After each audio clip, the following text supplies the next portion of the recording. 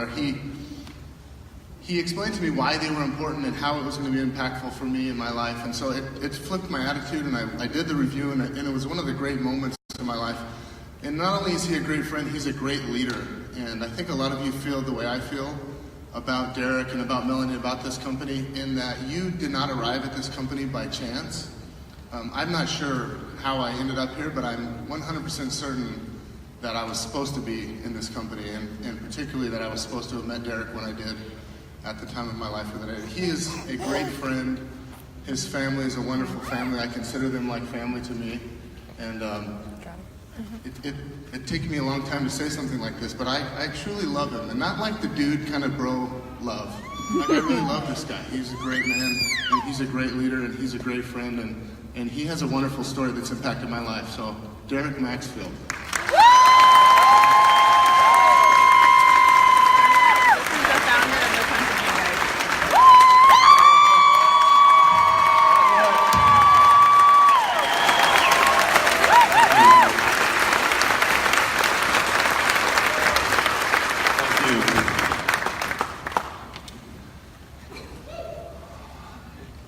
There's a lot more of you here than I thought there would be on a Sunday afternoon when the beach is calling. But it would be helpful for me to know how many of you are hearing this for the first time. Okay. Scott and Tori were correct. I thought there's no way that they haven't already heard it. This is, I think, like the 42nd time or so that I've told this story, but for those of you that have heard it, I have some extra details that I'll throw in there. And for the first time ever, I have pictures. Woo! I have slides. Thank you, Scotty, for helping me with that. This story is, in so many ways, it's, of course, a part of my life. But there's no question for me that it was the journey that put me on the path to be the CEO of this company and to try to be the steward of such an incredible mission as we have. In times in life, right? And you know, back then, did I see some grand purpose and all those things that I was going through when I was heaving over the bucket just, day after day when I was in the hospital? No, I didn't. Wow, sorry about that. A little awkward. Try not to make that sound again, whatever it was. I think it was a half laugh of sorts, so I'll just save that for the end there. No, and I think we often all can see that, there's, of course, the phrase that, hindsight is 20/20, but when we spend too much time asking why me when we're going through our challenges, sometimes we can miss the whole point. And that's certainly what I learned. That's just one of the things that I learned. But let's just kind of get at it. This story really for me starts when I was in Brazil. I served a mission for my church. I was one of those in the white shirt and tie walking around somehow in 120-degree weather right on the equator. And with 3 weeks left in my mission, I got deathly sick. We found the source of it. There was a dead bird up in our water supply. And I was just violently ill. I lost a lot of weight. And so I went home kind of already a little compromised, but I think I got better.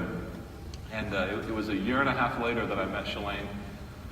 And this is kind of a funny part of the story, since there's so many of you who have not heard this. It's just, I was going to college at the time, and I met her at church. So there are blessings when you go to church, gentlemen. Yes. She called me, and the whole call was kind of weird for me because I'm like, wait a second, she's hot, she's attractive. And I was a little socially challenged at that time in my life. And she asked me out. It was the first time that had ever happened to me. And for a Friday night, for a party, which first of all set me on high alert. I was like, party? Sure, there's dancing involved. And I said, I already canceled my plans because I have to babysit my niece. To which she promptly said, "Oh, I love babysitting." And like the socially challenged computer science major that I was, I responded, "Oh, really? Because I really did want to go out with these friends." And so, like, I thought she was offering to babysit for me. And there was a long pause on the other end. About 6 seconds into the pause, I figured it out, just a little light bulb. "Oh, did you mean with me or for me?" Well, I was kind of thinking, "With you." And I said, "Oh, yes, of course, yeah. But anyway, we wound up going out on Saturday morning with my niece to Denny's. That was our first date. And it all worked out well. 6 months later, we were married. Yeah. And I had to hurry because there was a storm coming in my life that I needed her for. And so it was only 5 months after that I was diagnosed. And how that transpired is a story by itself. This was the days before cell phones. And I had left school to go stay with my parents just for a few months. And so at this time I was in Boise. So I still had a tropical,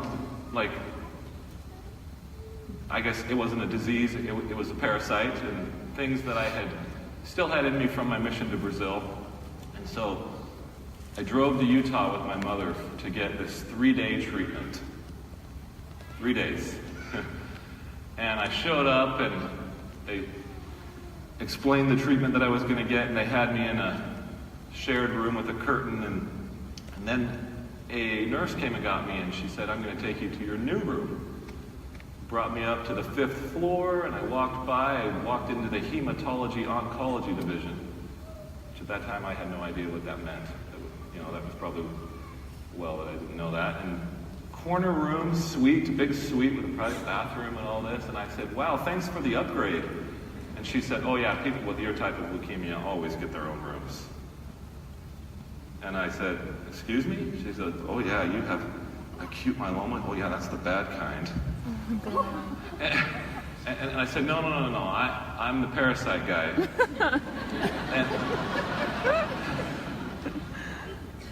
And she said, "Oh no, it says here that you have this," and she confirmed my full name and my date of birth. And so then I was starting to get really concerned. "Show me those charts."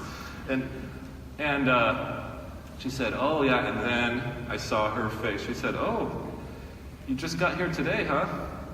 And she was seeing dates of when things had been put onto my charts. And she said, "Yeah, you just have a seat and I'll be right back." So I sit down, kind of thinking, certainly know if I had leukemia. Well, in comes a train of doctors, and they confirmed that I did have leukemia, and they wanted to start chemotherapy the following day. Mm-hmm. So to say that was a shock was, of course, true, and that started a journey in my life. I have some pictures here. That was my attempt to smile, by the way. Yeah, there we go. And this story has a hero, and of course that would be Shalane.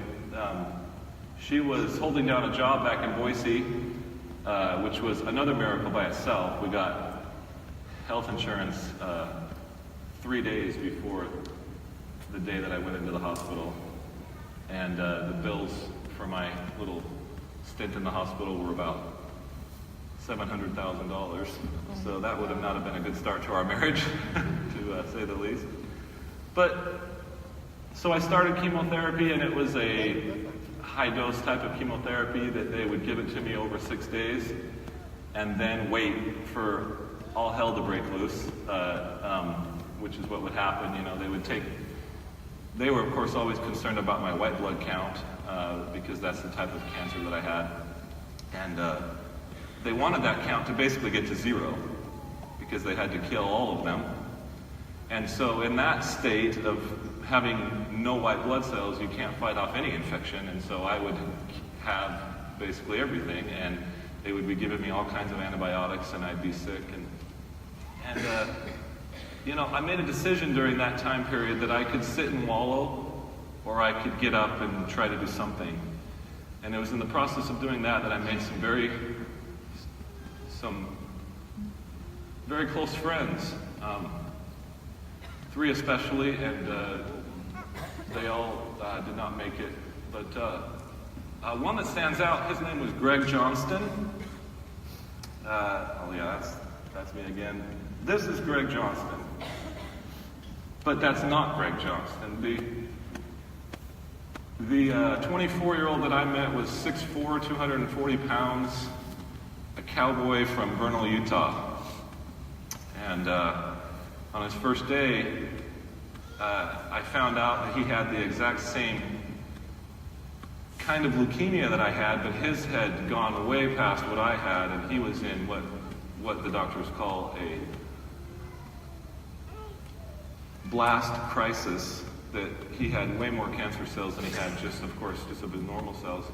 And he was going to get the port put in that I had. So I came in there to just say hi, and I showed him my port, and he said, "Derek, I don't have time for this. I just like to get drunk and fight." And they usually happen in that order. And I said, "Well, Greg, you won't be doing much of either here, let me tell you." And from that day on, he and I spent a lot of time together, and we would watch football. This was football season, and our nurses would, of course, track all of our calories, and we would eat about 500 calories a day, except on Monday night. Oh yeah, there's the port that I was showing him mine. We consumed Taco Bell and chips and salsa, like 3,000 calories, and it made our nurses so happy. There was something about watching football and just being in his room that I could eat again. And we would share our thoughts about our treatments. And for me, it was always rough because his were going so much worse than mine. And again, this is him after treatments, and for him, they just started to go downhill really quickly. He couldn't even get the chemotherapy without having all kinds of violent reactions, and he had a brain aneurysm, he had a stroke, he was having all kinds of problems, and he would go down to the ICU. And one day that I'll never forget, they brought a patient into his room, and I went in and I chatted with this person who happened to be named Greg also for a good 30 minutes, and I left. And a nurse, Audrey, said, "Boy, Derek, he doesn't look very good, does he?" And I said, "What do you mean?" And then I figured out she was talking about Greg. And he was so different physically that I hadn't even recognized him. And I went in and I was like, "Greg, why did you let me have this whole conversation?" And he said, "I thought your treatments were causing some kind of..." So he reintroduced himself, and that was funny. Yeah, that was funny. Let me make sure I don't miss any details that I wanted to share today. All right. And it was during these times of talking that he would share with me some of his life's regrets. And at the top of the list was his daughter. He had a daughter that had to be adopted out, and he had caused an accident with his girlfriend at the time, and just on a night that he was driving home drunk, and he felt of course he felt bad about the fact that he had caused the accident, but what he felt the worst about was that she was going to grow up thinking that her parents didn't want her. And he would start to say things like, "Derek, you're going to live, and I'm not going to live, and you're going to find her." And, I didn't like that. That would cause some of, I guess,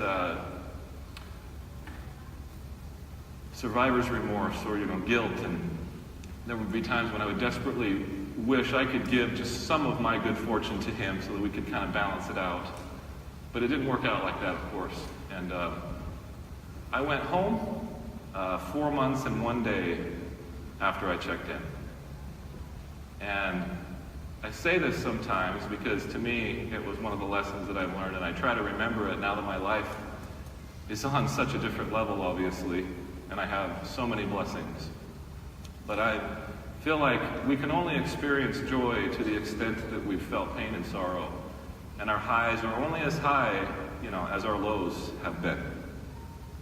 And I think that's a true principle, and So, because coming home and walking to the mailbox and spending time with Shalane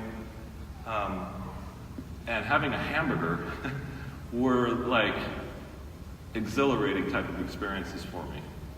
And I was home for exactly a month, and I went back to the hospital. What picture's next here? Oh, can't show you that yet. I went back to the hospital for my first checkup. And I walked into the hospital and I broke out in this hive from head to toe. Not a waxing hive, this was a real hive, let me tell you.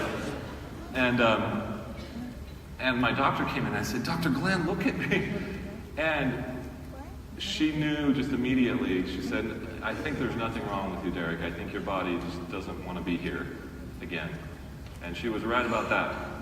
She was right about that. And so there's so much anxiety, and I feel for anyone who finds out that they have cancer, but my heart hurts extra when I hear about someone who has had to relapse. Because that person found hope and then they had it taken away. That didn't happen to me, fortunately. I have 6 siblings, and you think one of them would have given me a bone marrow donor. They all had a donor for each other, but nobody matched me. And so that would have been my plan B, would be to have to do a bone marrow transplant. And I didn't have to do that, fortunately. But I got through that checkup, and I went to find Greg, and he was back in the ICU. And he was probably 90 pounds. His cheeks were completely sunken in. And his parents were there, so I knew that it was a time when the doctors didn't think that he would make it. And I got down next to his bed, I grabbed his hand, and I said, "Greg, can you please come back up to the floor one more time?" And he squeezed surprisingly hard. And he said, "Derek, it's all right. It's all right." But he said, "But you still haven't promised me that you will do something great with your life." He said, "You have to live for us both." And to really understand how I felt, you need to understand sort of my mindset at that time. I would say that I had a healthy self-esteem. It's not that I didn't feel good about myself, but I was defined by my weaknesses. And one of my main was that I was a stutterer, just like my dad. I tried to avoid any type of speaking situation, and certainly any type of spotlight, which is why I had my career path chosen very carefully. I was going to be a software developer. It was just me and the headphones and code. And that was what I was going to do with my life. And so when he would ask me to do something great, I would think, well, there's only so much I can do here, Greg, and I knew that it was a serious situation, and I didn't want to make a promise. But he had asked me that many times before. And on this day, I did promise, and I told him I would find his daughter. And I promised that I would try to do something great, and I would try. And that was the last time that I saw Greg. And that promise, of course, stayed with me, but I didn't know what to do about it. And started my life, became a programmer. We had a daughter, and I thought life was great. And I know that God has a way of helping me kind of get a nudge in the right direction at times when I need it. And that certainly happened at this time in my life. This was a few years after, how long after Shalane? I guess it would have been like 2002-ish, so about 3 years later. And I worked for a software company in Salt Lake City. I'm proud to say I got the job not because of my actual programming skills, but in part because I could play basketball. They had a basketball team, and the head of this department was a really good athlete, and he needed some help. Somehow, among computer nerds, he wasn't finding a lot of athletes, Imagine that. And so I got the job. We had practice every day. We would go play for 2 hours. And it was during one of these days when I had a little accident. He got me up in the air, and he went around me, and my head landed right on the top of his head. And it was just one of those where it just kind of stings for a second, and I kind of walked it off, and I checked on him, and he turned, and his eyes just got huge, and he kind of motioned to the guys beside me, and they grabbed my arms, and they lowered me to the ground. And I was like, what the heck is going on here? And they said, don't move, you broke your eye socket. Oh my God. And I said, I broke my eye socket, and I got him off me, and I went and I felt my face. And you know that feeling when you take a step and it's not there or something? That happened to me, feeling my face. I had to do it 3 times because I went to feel my face, and every time it went clear back here. Mm-hmm. And it felt soft. And I said, what happened? And they said, we told you, you broke your eye socket. Don't move, we called an ambulance. And I got up, I pushed them all off me, and I got up, and I said, don't call an ambulance, because I was thinking about how much that costs. And I said, Dennis, you can drive me to the hospital. And Dennis, he goes, yeah. And I wasn't even out the door yet, and the other 8 were like, well, I guess it's game on? And so they were playing still, and Dennis walked way behind me. So I walked past all the women on the cardio machines, and I knew I was hideous because their expressions were just one of horror, And I finally got out to his car, and I pulled down the mirror, and I saw myself. And I had broken the sinus cavity, and of course these bones right around the eye, which are the orbital bones. They had shattered, so it looked like my eye had fallen down, and this was just sunken in because it's hollow right here behind that. And I said, Dennis, hurry! It hurts now. And he goes, I told you, I wish you would have just taken the ambulance. And then it did start to hurt, every bump driving, and he was totally, he didn't want anything to do with this. And he got me up to the University of Utah Hospital, same place where I had all my treatments. And just like a man, he dropped me off at the curb, and he did get out of his seat, and he stayed on his side of the car. So you good then? And I walked into the ER by myself, and there was one guy in there with his arm in a sling, and one lady at the counter. And I walked by the guy in his arm in a sling, and he definitely was concerned for me. And she didn't look up at the counter, and she said, please sign in, put your name here. And then she goes, oh. And she patted her chest, and she goes, oh, heavens, oh. Just a second. And she ran in the back, and I could hear her talking to the ER doctor. Doctor, there's a man out here. He looks like he got hit in the face with a hammer. And he said, well, he came in by just so get him checked in. And he peeked around the corner, and I saw his eyes flinch for just a second. So she did the whole, got the blood pressure, asked me for my insurance and everything, and it was starting to swell, by this time.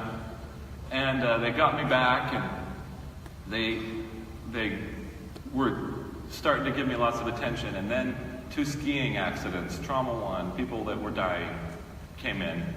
So they had hooked me up to some morphine, but I sat there for a good 4 hours waiting. I kept pushing the nurse light, and she was like, Mr. Maxfield, we know that you are hurting. These people are dying. And the last time I said, well, how do you know I'm not dying? Because I was thinking,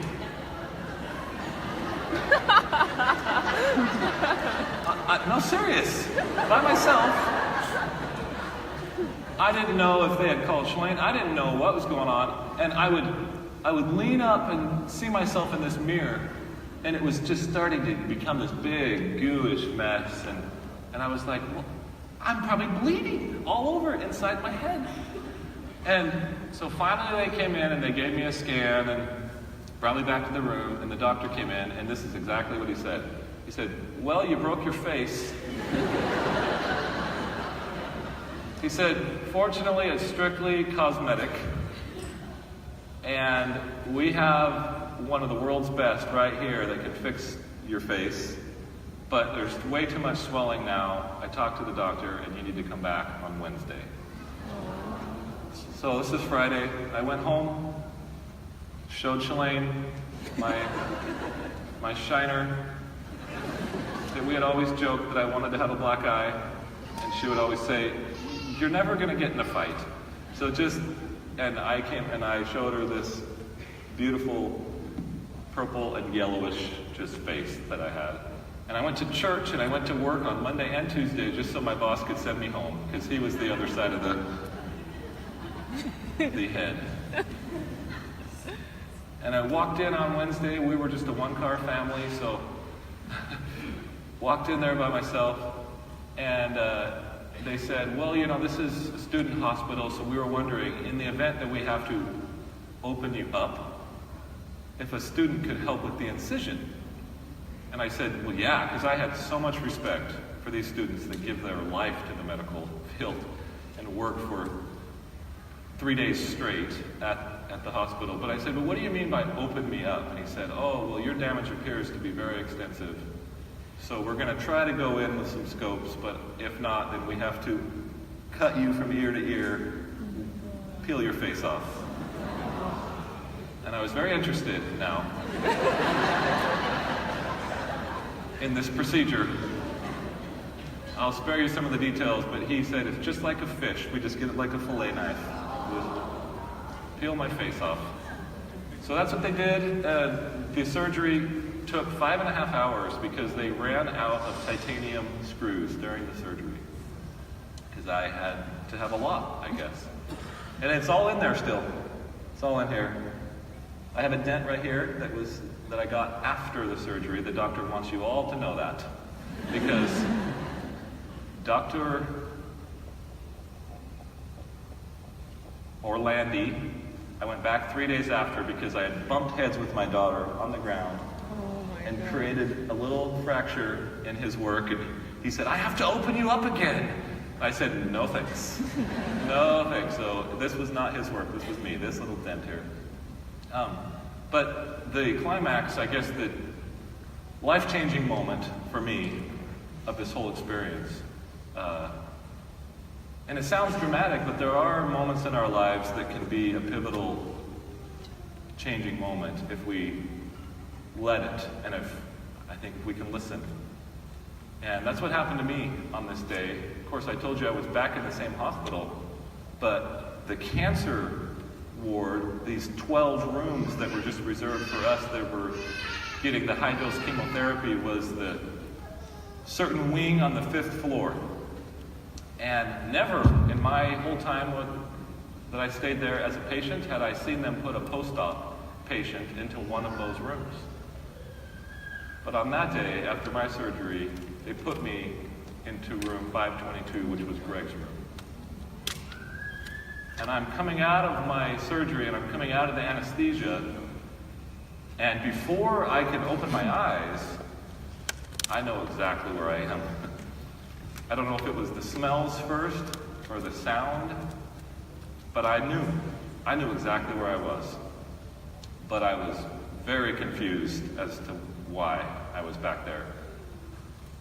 And for just a few seconds, I thought maybe I was still there, but then I remembered that I had a daughter, and that I didn't have a daughter when I was there the first time. And then it all started to come back to me, and I remembered why I was there. And then that was the moment that changed my life, that I feel like it was God speaking to my heart. And it was, Derek, exactly. You're right back here. And you're using the same excuses. You're using your speech. You're using all kinds of things that you perceive as a weakness to hold you back.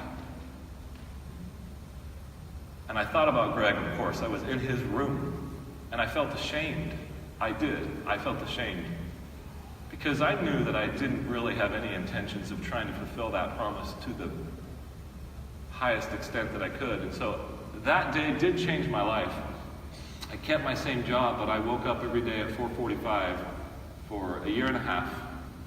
and I wrote in a journal, and I started working on a different piece of software, and that became the company that I started, NetSteps. Started that in 2004, and that business had a great ending financially for my family, and that was in 2010. And I wanted that to be my great thing, that I had done. But I knew that it wasn't. I knew in my heart.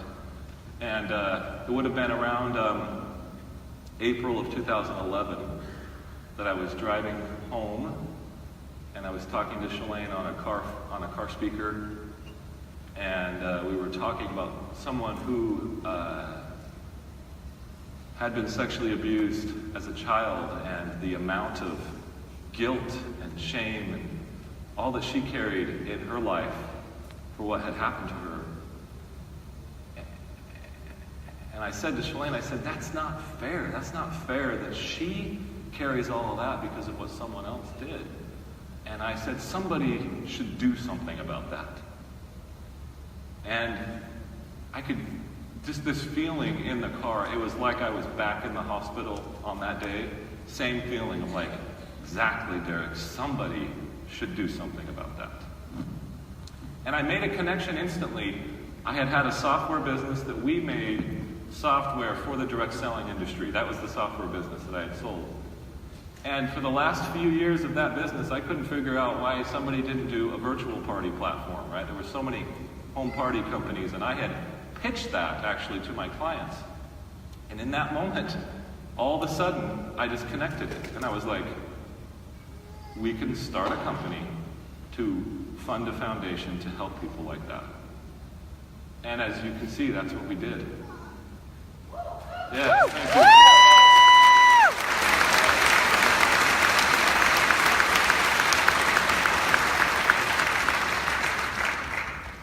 Now, did I ever think it would go this well?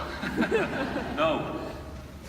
And so when I say the things like I'm thankful for what you did, I'm thankful for how many of you got behind the mission, and I am a little bit ashamed also to say that the day that I announced our intentions for the foundation, August 2014 in Dallas, for some reason I had been holding back, and I'd been thinking that I didn't know how that would be received. And so to have so many people that are supporters. Have you seen the hashtags now that are Me Too? Or sorry, what is it? The foundation didn't start that hashtag, but it's being co-hashtagged, I guess, with the 1 and 4 all the time now. And in a very short period of time, we are making a difference. Yes. And so 20 years from now, I can't wait to see what'll happen. Woo!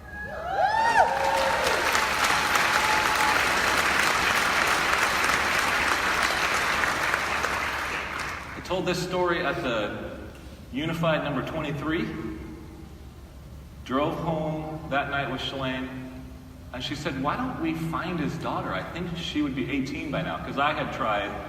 I had sent a letter through the judge. I had sent a copy of my book that I wrote, and we hadn't heard anything. But we started to piece the dates together, and we thought she might be 18 now. And so she went home, and as you all know, she's very good on Facebook, and she posts all kinds of things that are like very uplifting. That night, she found her. She found Morgan Johnston. That's her right there.